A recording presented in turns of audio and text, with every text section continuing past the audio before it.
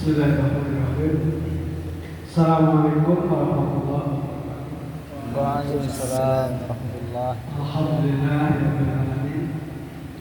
Wassalatu wassalamu ala asyrofil anbiya'i wal mursalin. Raditu billahi rabban wa sallallahu Nabi Muhammadin nabiyyin rasul. Allah Ta'ala berfirman, "A'udzu billahi minasyaitonir rajim. Wal 'asri illa alladzina amanu wa 'amilus solihati wa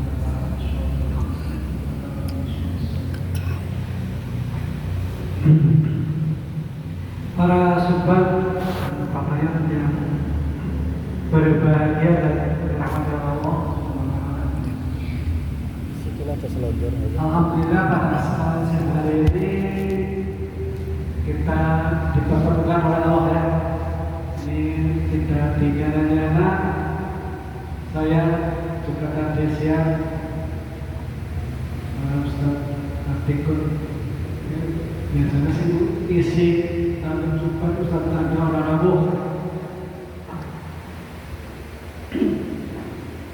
Ini sudah berapa kali dalam Jumat ini? Oh dari sini juga. Ya sering lah ya. Yang paling sering siapa ya? Yang ada yang 10 kali sudah hadir. Belum ada ya. Yang baru pertama kali ini hari ini. Ya saya mungkin.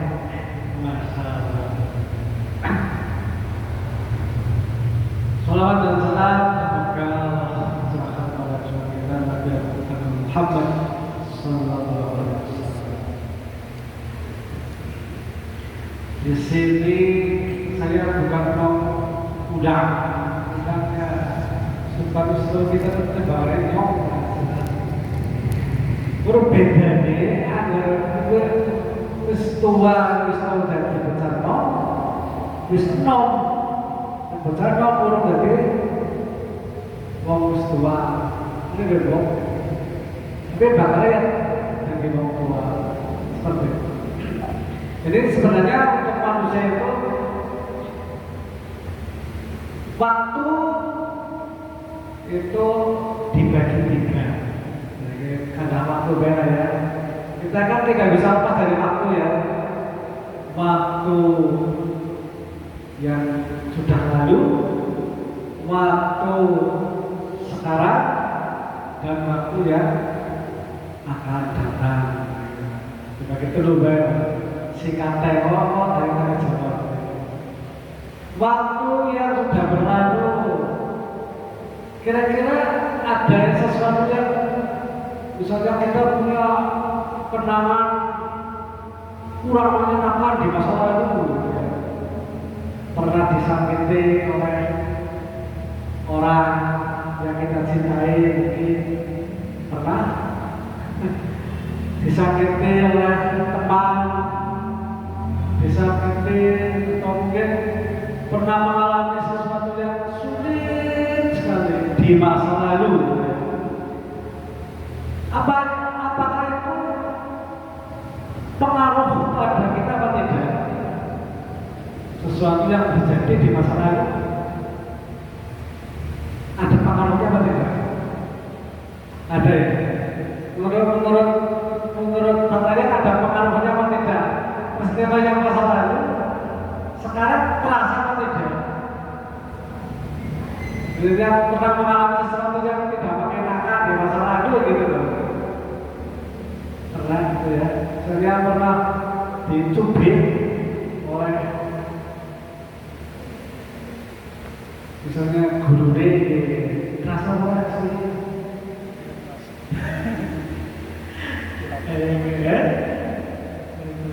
Tahu di Jawa namanya karena ngejel.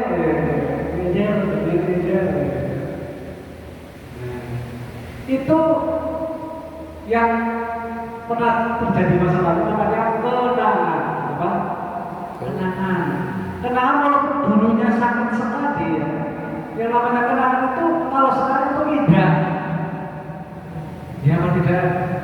Jadi Mas Ansor, kemudian lama banget lah, domain banget pertanyaan lagi. Tapi ketika udah menjadi kenangan, itu akan menjadi apa ya? Ya sebuah kenangan. Setiap kenangan itu rasanya indah, karena udah lewat. Seperti itu ya. Sampai di sini ada yang kurang paham.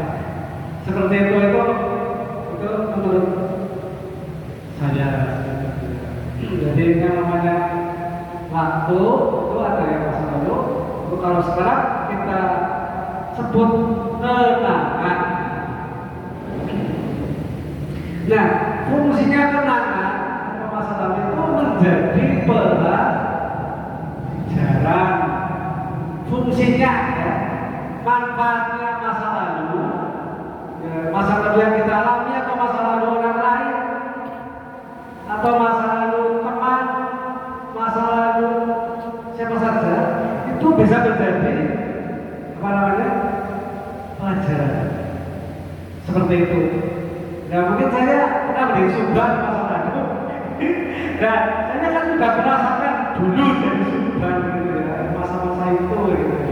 Itu kan menjadi kenangan bagi saya. Mungkin itu bisa menjadi pelajaran bagi saya. Nah kalau saya bisa menceritakan kan begitu. Gitu ya. Kalau dulu saya menjadi Subhan itu ya pertama jadi Subhan itu ya senang karena bisa bergaul dengan banyak teman. Itu fitrah manusia ya. Orang yang baik itu pasti akan bertemu dengan orang yang baik. Percaya atau tidak? Itu bisa dibuktikan. Itu bisa dibuktikan karena setiap orang itu memancarkan yang namanya aura. Aura itu energi positif. Ya. Semua orang pasti punya energi positif itu aura itu. Karena seorang yang punya kebaikan ya, punya kebaikan dalam dirinya, punya kebaikan yang orang yang baik itu pasti akan terpancar kebaikan juga untuk orang yang ada sekitarnya. Seperti itu. Jadi kalau kita misalnya bergaul dengan orang ya, orang sering beda ada sesuatu. Kalau Mas Tuhan, pada cocok sering, berarti positif atau positif. Nah, kenapa? Nyong bergaul dengan Ansor orang pada cocok berarti ada sesuatu. Ini ada salah paham, miskomunikasi itu makanya yang namanya kita bergaul itu butuh namanya apa? Komunikasi. Karena tidak semua orang itu satu frekuensi dengan kita. Seperti itu ya. Ini untuk amal. Jadi kita itu sebenarnya semua orang itu memiliki aura atau aura positif, aura baik. Kita setelah fitrah ya, kullu mauludin yuladu fitrah. Setelah fitrah manusia itu semuanya itu dalam keadaan Islam itu ya suci, ya. Tidak punya dosa. Ya, kalau dia ciri-ciri yang ada dosa itu, iya, ada dosa ya, ada dosa ciri-ciri. Seperti itu. Jadi semua orang, semua anak itu lahirkan dalam keadaan fitrah, suci. Seperti itu. Karena tapi yang menyebabkan fitrahnya itu berubah itu karena ma'abawai yuhamidanihi atau yunasurihi atau yumajisanihi. Yang bisa merubah fitrah itu karena orang tua. Yang dimaksud orang tua di sini bukan orang tua kandung tok, tapi orang tua yang lain-lain juga. Itu juga bisa merubah fitrah kita gitu. Misalnya ada orang tua yang tidak beragama, misalnya agamanya kurang baik, bergaul dengan kita itu bisa merubah fitrah kita. Kalau kita bergaul dengan orang-orang yang kurang baik, itu yang saya alami gitu ya. Ini juga mengalami saya bergaul dengan orang-orang yang ya kalau di jamaah muslimin itu sih kita selamat lah, sudah pasti lah, saling menjaga lah ya. Tapi kalau kita bergaul dengan orang yang di luar jamaah muslim, sebuah otomatis itu beda-beda pemahamannya, beda-beda apa ya? Itunya pasti seperti itu. Kita akan diajak orang usaha aja, orang usaha bergaul, kalau taklim kayak mana, seperti karena mereka tidak suka, seperti itu ya. Itu mungkin nama. Kita itu dari kecil itu sudah secara fitrah itu Islam. Jadi usahakan fitrah ini dijaga sampai kita hatta maut.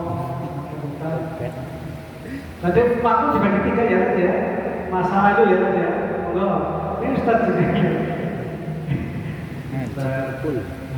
Pemantau ini ya, pemantau ya benar ya. Iya. Alhamdulillah. Apa ini semua?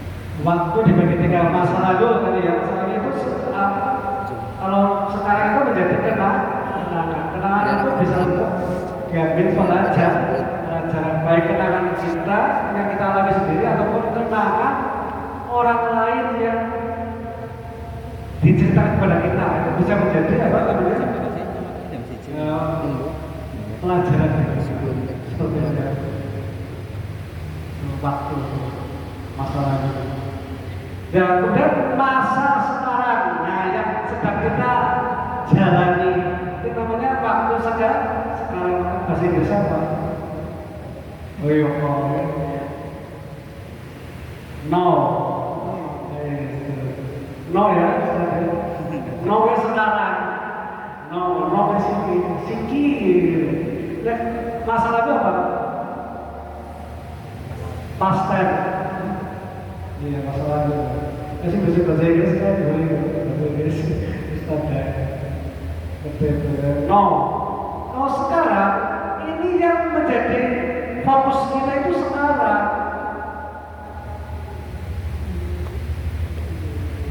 Mas Tohar, anak apa? Anak apa ke Siki? Siki ada ngapa Mas Tohar? Lagi ngapa? Lagi J. Ini Siki. Nah, kita bisa maju, bisa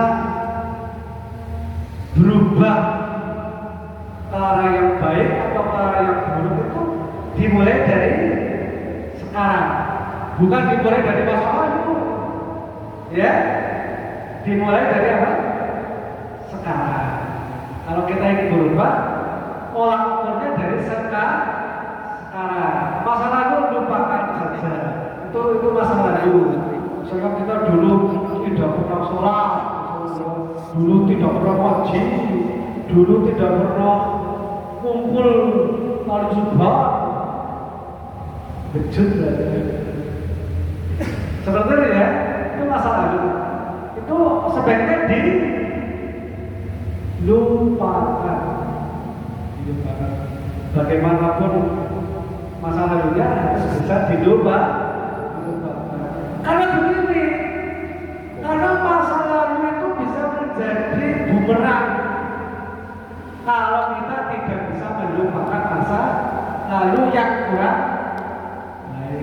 seperti itu.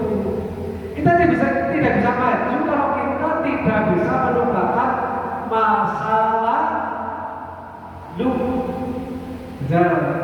Ada pertanyaan ya nanti ya, itu bukan pertanyaan gue. Mas Lukman. Masa lalu itu harus dilupakan. Ambil pelajaran saja. Jangan diingatkan terus. You know? Yes, mulai dulu berarti udah Mas Lukman ya. Ya, seperti itu ya, seperti ya. Itu masa sekarang. Kita akan berbuat apa saja itu dimulai dari sekarang. Seperti itu ya, dimulai dari sekarang. Mau merencanakan misalnya saya mau sekolah ke perguruan tinggi misalnya, kan diniatinya sekarang, ya kan? Ya. Saya mau bisnis apa? Bisa apa saja lah ya. Iya, ya dimulai dari sekarang, bukan mau sekolah. Seperti itulah ya. Nah, kemudian ada masa yang akan datang. Masa yang akan datang itu sudah terjadi apa belum? Belum. Nah, itu yang dapat kita rubah itu yang akan datang itu. Sing arep tekan esuk memben seminggu lagi, 2 minggu lagi, setahun lagi, 10 tahun lagi yang akan datang itu dapat terjadi kalau kita bergerak mulai saat ini.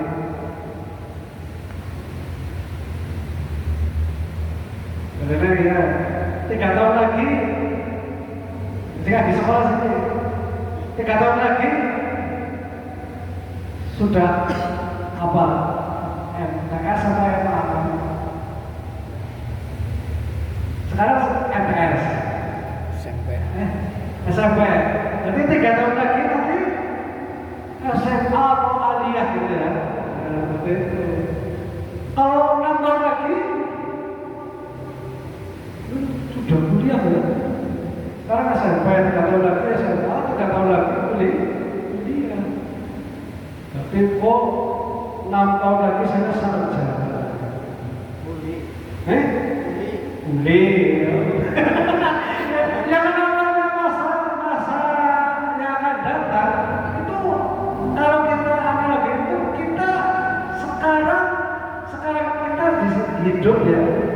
Yang akan datang itu namanya mimpi, Pak. Mimpi itu sesuatu yang belum terjadi, teman namanya mimpi. Yang akan datang kan belum terjadi.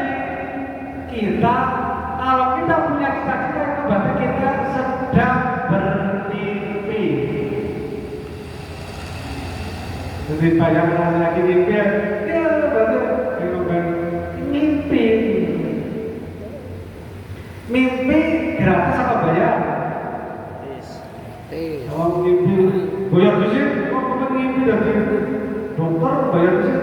Orang ini bayar. Kita silakan bermimpi. Itu sebagai seorang pemuda itu harus punya mimpi ya. Harus punya mimpi. Jangan tidak punya mimpi. Maksudnya mimpi maksudnya cita. Jadi memang harus punya cita-cita. Karena orang yang punya cita-cita, dengan cita-cita, maka hidupnya akan terarah pada cita-cita yang diharapkan terjadi di masa akan datang. Semua sumber daya yang dia miliki, tenaga, pikiran, apalagi emosi, semuanya itu akan terkumpul menuju ke arah yang dimimpikan.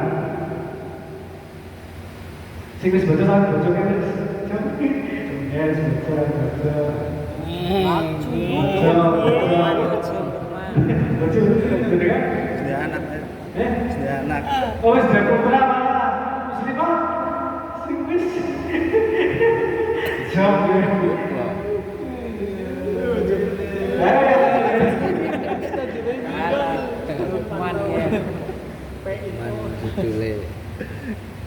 Pergi ya.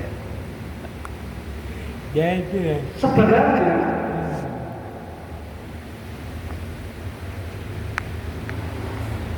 jangan ini kadang jodoh. Berarti Allah itu sudah menentukan jodoh kita loh sebenarnya. Jodoh kita. Misalnya ini di sini ini muslimina, ada muslimat ya. Dan ini sebelah segitiga gitu. Ini jodoh itu ketemu di sini. Lo telon ya kan? Cung.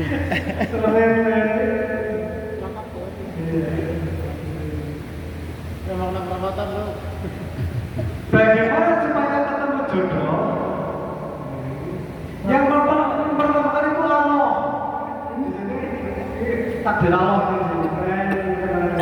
Ketika ini di sini tidak naik sini, mungkin nggak jadi ketemu di sini.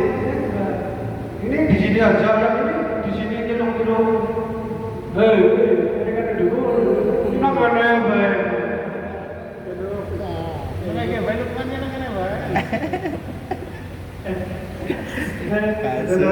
Ini filosofi jodoh ya. Filosofi jodoh itu di sini adalah apa ya? Ketaatan kepada Allah di sini. Apa? Orang yang taat kepada Allah ini. Kalau seorang super itu tanpa kepada Allah itu dia akan naik ke sini. Ini kan levelnya gitu. Kalau orang yang tampilnya tinggi itu orang itu jodohnya di atas sendiri. Seperti itulah. Enggak gawe ketemu. Tentu sebenarnya sudah ditentukan ya. Kita usahanya sudah apa?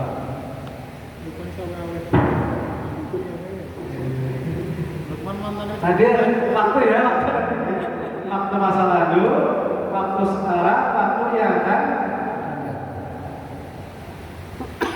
Jadi fokus kita itu yang sekarang dan yang akan datang. Sekarang yang sedang dijalankan. Kalau sekarang seperti apa? Nah itu yang perlu dipecahkan. Saiki aku sudah kerja, alhamdulillah. Oh siki aku masih nganggur. Ya itu jadi masukan. Siki nganggur. Tapi kan kembali bisa orang nganggur. Nah, seperti itu ya. Siki aku lagi sekolah. Fokuslah pada yang saat ini kita jalani. Nah, jika di sekolah ya fokus kepada saat ini di sekolah. Jalani dengan baik. Sambil bermimpi cita-cita yang ada kan seperti apa? Harus punya cita-cita supaya menjadi semangat. Seperti itu ya. Misalnya tentang waktu, karena waktu itu penting ya, untuk kita. Waktu itu penting untuk kita memperhatikan. Kalau suka dengan seperti itu mungkin untuk apa ya? Khotimah.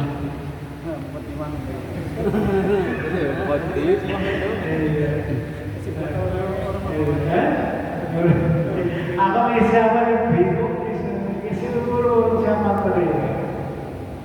Ya ini buat saya. Ya untuk selanjutnya silakan lah. Bukan misalnya saudara mau punya cita-cita seperti apa, saudara akan seperti apa. Ya seperti kita usahakan untuk ngobrol atau mengutarakan pendapat.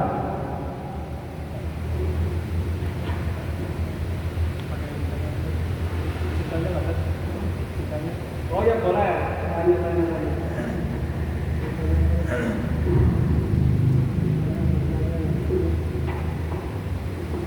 Jadi orang takut ya.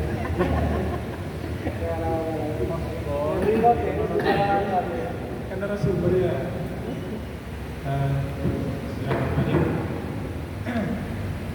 Terkait dari materi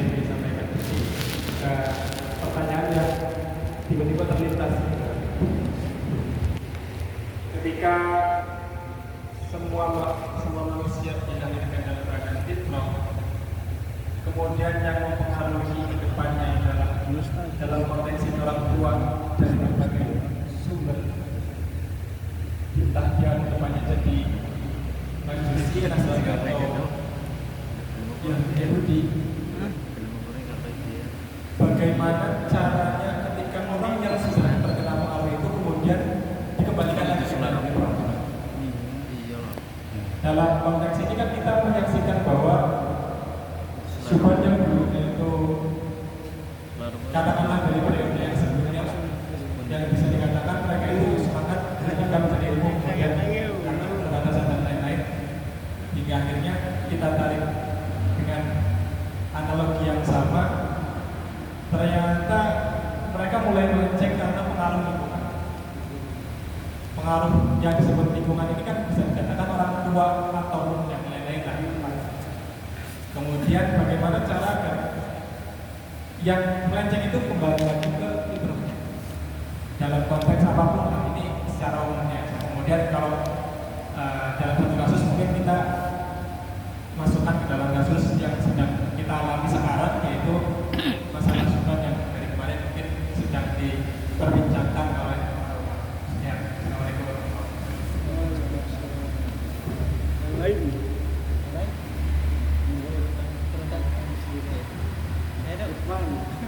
kan masalahnya udah akeh tidak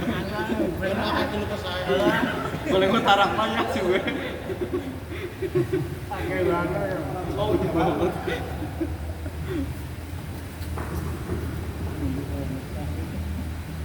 Yang seseorang pertanyaan dari Mas Ansor ya. Ini bagaimana solusi ya? Subhan yang dulunya sudah karena mungkin karena dari sisi orang tua, keadaan dan sebagainya ya, jadi kreatif lagi gitu ya, kurang. Itu contohnya sih. Iya, contohnya. Kalau yang aslinya yang ditanyakan itu bagaimana cara fitro. Kan awalnya orang-orang manusia itu kan diciptakan dalam keadaan fitro. Kemudian bagaimana biar mereka tetap fitro? Agar kita kembali ke fitrah. Lebaran. Fitri kan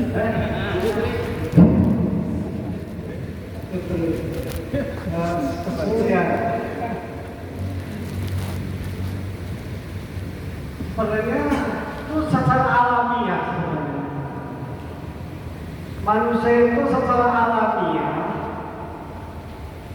itu pasti seperti ikan. Kalau orang Islam itu ikan secara alamiah pasti dia mencari air, gitu ya, mencari air. Gitu. Oke, mencari air. Jadi sebenarnya yang perlu kita ciptakan supaya orang tadi kembali ke fitrah itu di lingkungan kita itu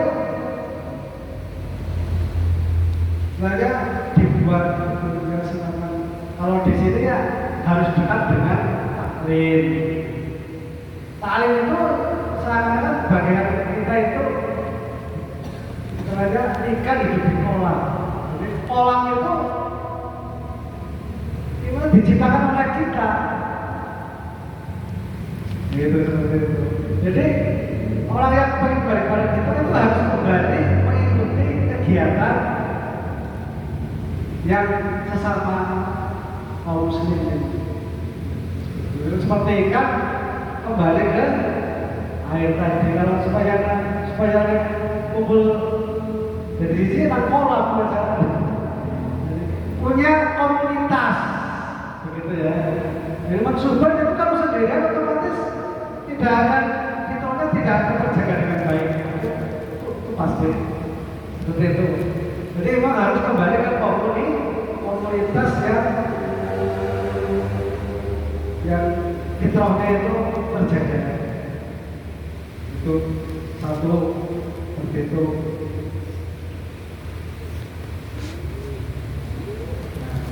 Otomatis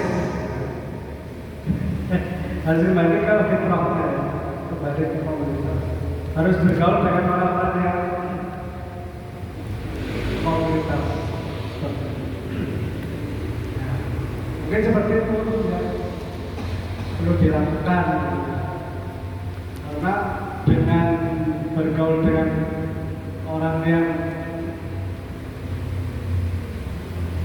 baik, seperti orang bergaul dengan orang baik akan ketularan baik, bergaul dengan orang yang tidak baik pasti juga akan ketularan sedikit tidak baik. Seperti itu.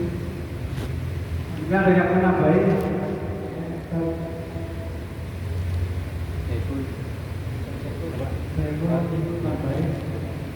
Setiwan. Pokoknya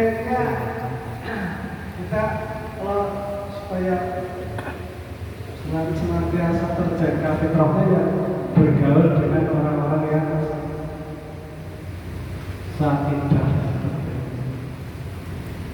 seperti itu. Arif, ini sih orang.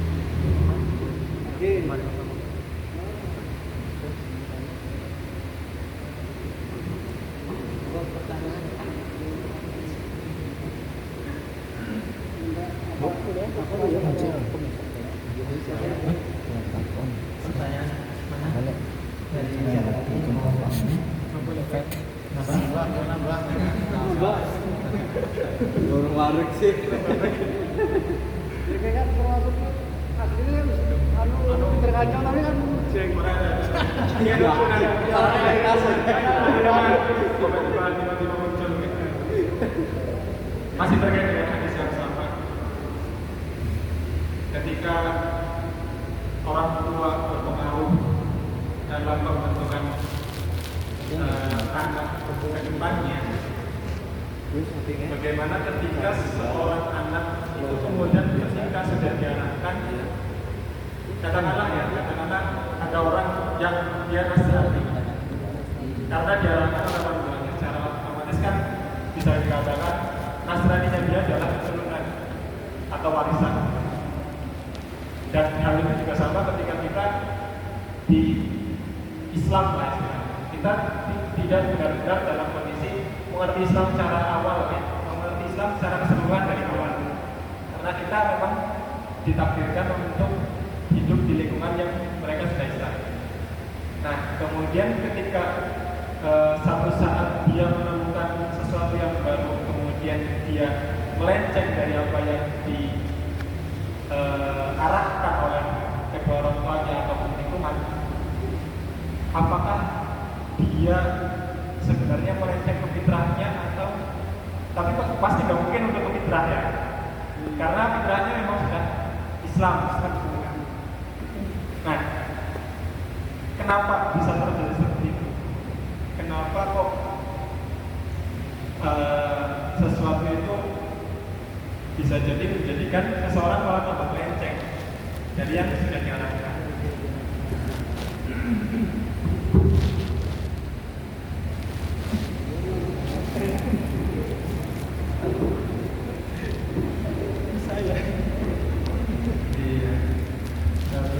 Tapi pertanyaannya berbobot, ini sarjana sih.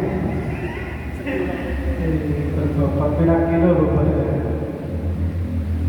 Kalau ada orang sudah dinasehati, sudah diajak, sudah banyak diarahkan, Orang ada bisa ngerti gitu. tapi dianya tidak mau, kemungkinan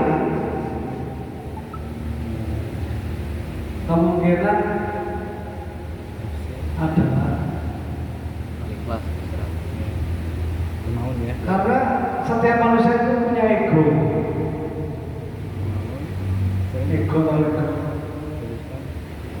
itu apa ya, sebuah kesombongan. Ego itu apa? Sebuah kesombongan.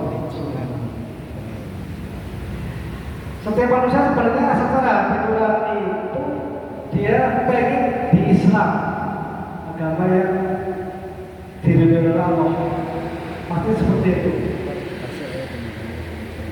Ini kalau dia tidak mau itu, ini dia mengejar sesuatu di luar itu. Misalnya dia pengen jabatan. Lalu kalau karena orang di jabatan, kadang-kadang di jabatan. Jadi dia itu punya maksud lain. Nah, yang menyebabkan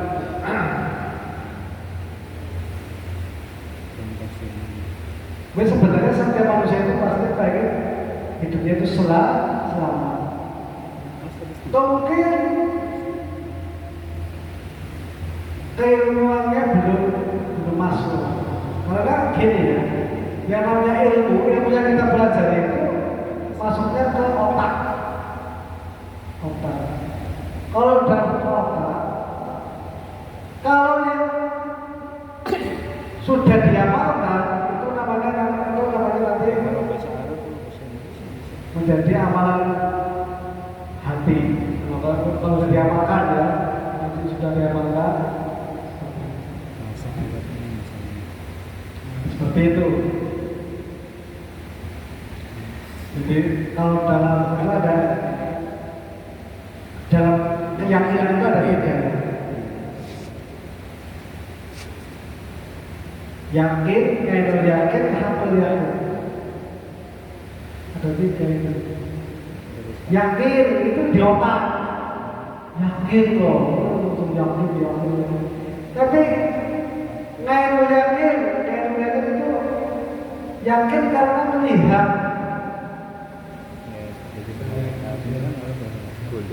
Sesuatu kita melihat yakin air laut rasa asin dicicipi melihat kue ngairul yakin. Tapi kalau hakul yakin itu lebih tinggi dari itu hakul yakin itu kebenaran yang sudah terjadi. Itu namanya hakul.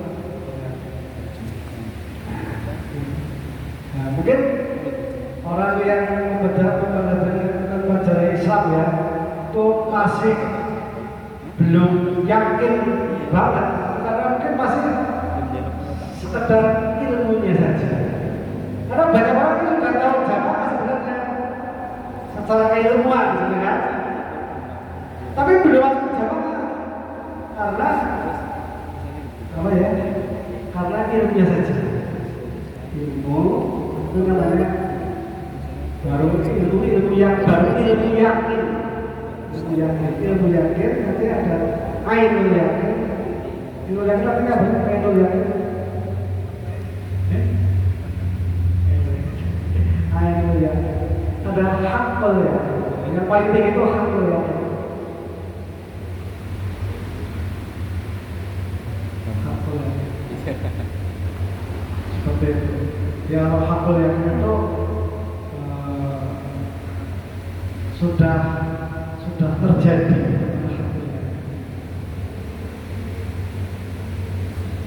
Kalau antum sudah masuk ke hakul yakin, sudah itu yakin yang paling tinggi lagi. Yakin yang sudah paling dasar paling.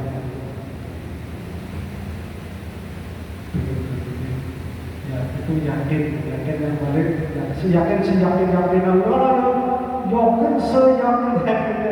itu dia itu sudah mantap di dalam hati.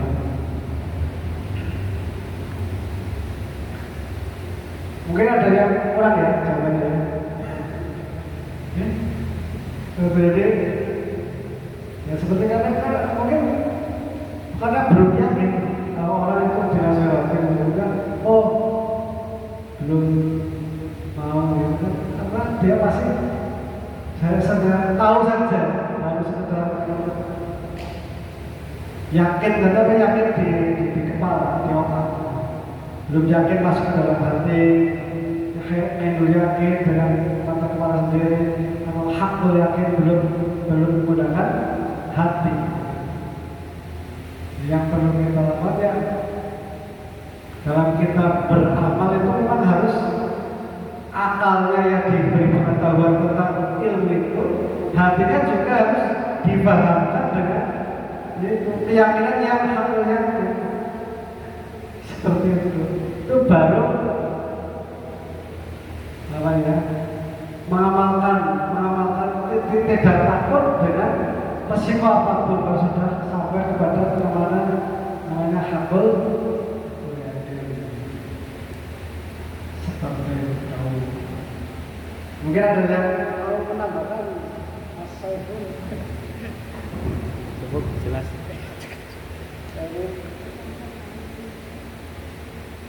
menjelaskan hakul apa ya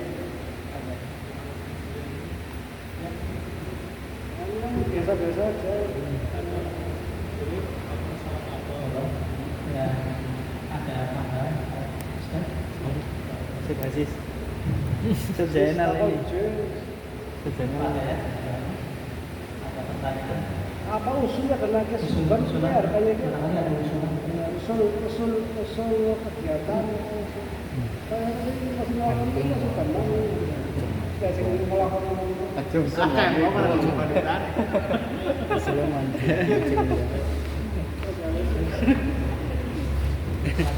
Masa usul ya, kita kamu nanya kali-kali mancing kan.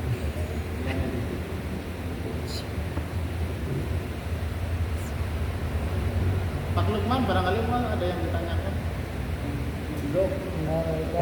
Kesuwen ya, Dok.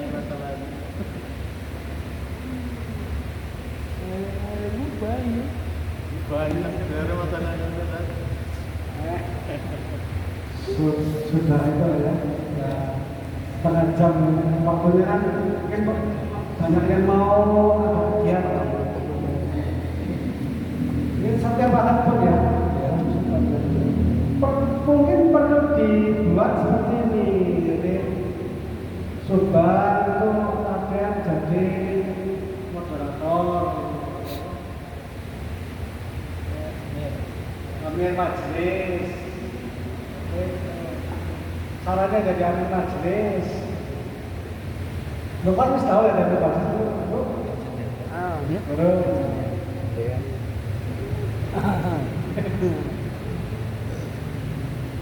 Subhan yang dulu Pak Mas Taufan yang tahu awet Subhan itu paling tidak itu punya soft skill gitu ya. Yang diinginkan di Banjarnegara itu seperti apa? Soft skill itu kemampuan minimal yang seharusnya dimiliki oleh Subhan Banjarnegara. Cara negaranya standar Subhan Banjarnegara kayak apa? Soft skill, kemampuan dasar. Kira-kira menurut Mas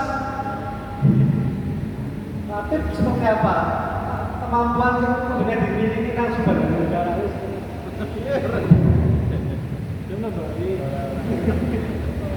Masih pakai jadi ngapain? Ini pandangan jelas. Paling ora sebenarnya. Masih Pak. Menurut Mas Saiful, Banjarnegara Gimana kecil? Adonan nasi. Masih lanjut.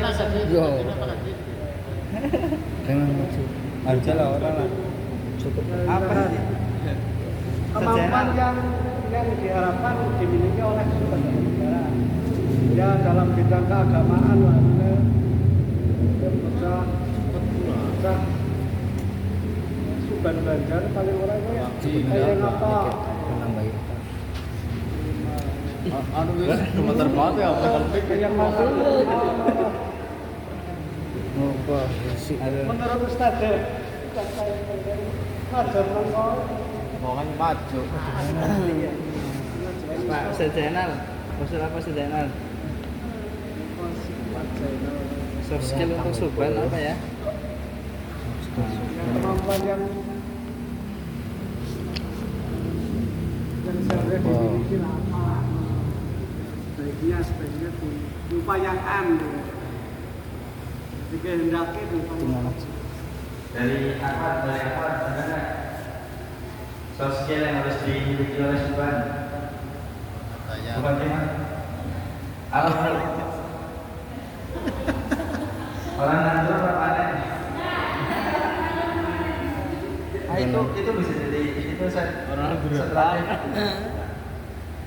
mungkin kalau di Banjar saya kemarin agak keren bisa lihat anak-anak di status tuh, lihat anak-anak SD itu apa panen cabai ya Bu.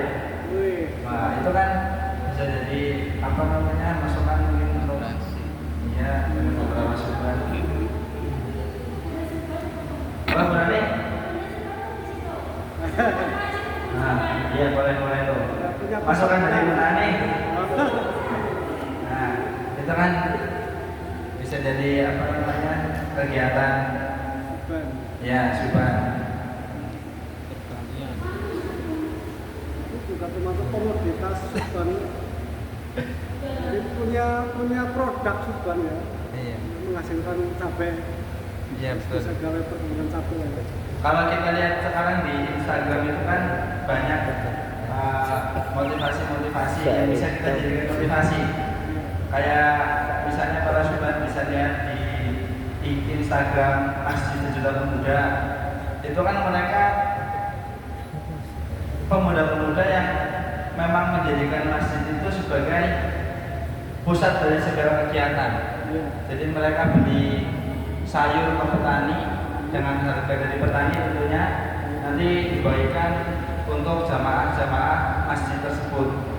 Nah ini kan kalau mungkin di Banjar masih berat, tapi ini bisa menjadi salah satu apa namanya motivasi bahwa Subhan itu atau pemuda itu sebenarnya banyak potensi yang bisa dimanfaatkan, tapi jika ada wadah yang memberikan tempat ataupun ada komando yang didengar. Nah katakan dari Subhan kurang mendengarkan komando. Nah ini mungkin bisa jadi salah satu masukan dari Ustaz Zainal Al-Mutakim Al-Banjari atau Ustaz Mas Lukman Biro Jodoh dari Mas Lukman. Iya, kadang-kadang punya yang baik, usul yang mantap gitu. Ayo jajan banget. Itu ada sesuatu yang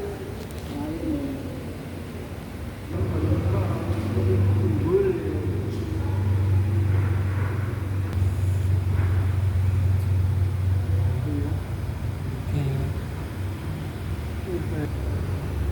Subhan Banjarnegara. Gila. Yang namanya soft skill itu yang kemampuan yang dimiliki oleh setiap individu. Misalnya kalau pagi itu apa yang dilakukan? Nah, itu. Sudah ada salat subuh. Ini terus di setiap hari saya sholat subuh ya. Saya Skill Bang Maru. Kamu di Mandang tembok. untuk sebagai menjadi anak yang soleh. Saya punya soft skill, kebiasaan atau pembiasaan yang sudah rutin dilakukan, minimal dilakukan. Kalau seorang pelajar yang belajar setiap hari baca buku minimal 1 buku. Itu kalau baru ya makan sampai geresan. Ya lagi kuliah sampai cocok ya lagi kuliah. Mas saya lupa ya. Mas saya lupa.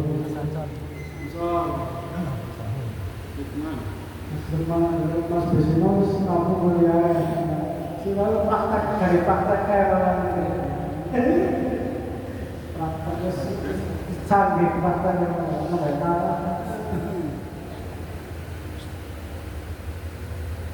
Ilmu yang dipelajari di sekolah itu dengan ilmu yang ilmu di masyarakat itu beda. Kalau di sekolah itu kan ilmu yang masih ya untuk akal kita. Kalau sudah praktek di keseharian itu membutuhkan ilmu baru. Harus bisa menghilangkan ego kita. Kalau masih egonya tinggi harus sulit ya, untuk mempraktekkan ilmu yang kita punya. Seperti ego siapa?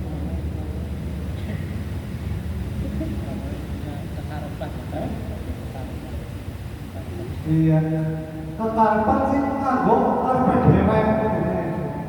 Kekarepan sing nganggo karepe dhewe bukan yang dikehendaki oleh syariat.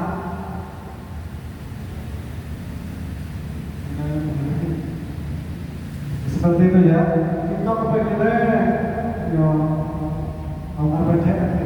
Itu namanya ego. Kalau semuanya itu kawan pejabat bocah karepe apa HP-on ego itu apa kalau diperintah orang tua bagaimana? Oh di HP ya itu masih ego. Terus itu juga harus sedikit dulu ya untuk mengikis ego. Memang dari dalam diri kita sendiri kita harus bisa mengendalikan atau sebenarnya kemarin Ustaz Marham manusia dengan nafsu mutmainah nafsu yang baik. Jadi yang melawan itu tentu nafsu amarah. Kalau kita sudah bisa melawan tiga nafsu, maka kita akan jiwa kita akan senang ibadah, senang taklim, senang kumpul-kumpul kalau Tuhan gitu. Ini kalau kita begitu nafsu marah, lawamah itu ya agak sedih. Tapi memang itu ya ujian juga sih. Dia juga masih seperti itu. Harus mempertolongkan nafsu kita. Ya kita menutup seperti itu. Memang itu apa ya? PR bagi setiap manusia punya nafsu secara filosofi kan seperti bahan bakar bensin. Motor kalau nggak ada bensinnya apa bisa jalan? Jadi kita punya keinginan kalau nggak ada nafsunya nggak mungkin tercapai yang kita itu nggak mungkin ada semangat. Kita tidak punya nafsu. Nafsu itu bagikan bahan bakar. Kalau kita terlalu besar nafsunya, maksudnya tidak terkendali itu ya menghabiskan karena tidak terkendali rusak. Seperti itulah yang manusia itu harus bisa memanage. Harus bisa memanage. Banyak bahas mana saja ya, banyak kata-kata yang kurang pas dan kurang mengena, mungkin banyak menyinggung. Itu bukan saya menyinggung ya, ini sebenarnya apa ya, sebagai apa ya, untuk diri saya sendiri. Karena sama manusia itu memiliki ujiannya masing-masing. Semuanya pasti diuji oleh Allah Subhanahu wa Ta'ala. Saya menjadi manusia yang sukses. Kalau upaya itu harus diuji. Ujiannya kelas 1, kalau naik kelas 2, diuji lagi kelas 3. Kalau yang sudah ubah 9 ya ujiannya sampai.